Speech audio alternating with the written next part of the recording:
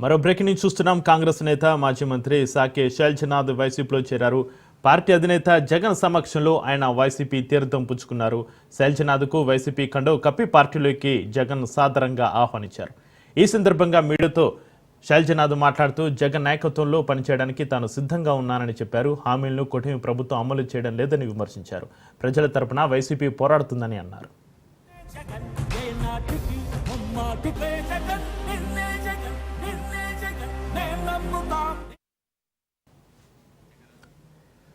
కాంగ్రెస్ నేత మాజీ మంత్రి సాకే శైలజనాథ్ వైసీపీలో చేరారు. పార్టీ అధినేత జగన్ సమక్షంలో ఆయన వైసీపీ తీర్థం పుచ్చుకున్నారు. శైలజనాథ్కు వైసీపీ కండువా కప్పి పార్టీలోకి జగన్ సాదరంగా ఆహ్వానించారు. ఈ సందర్భంగా మీడియాతో శైలజనాథ్ మాట్లాడుతూ జగన్ నాయకత్వంలో పనిచేయడానికి తాను సిద్ధంగా ఉన్నానని చెప్పారు. హామీలను కూటమి ప్రభుత్వం అమలు చేయడం లేదని విమర్శించారు. ప్రజల తరపున వైసీపీ పోరాడుతుందని అన్నారు.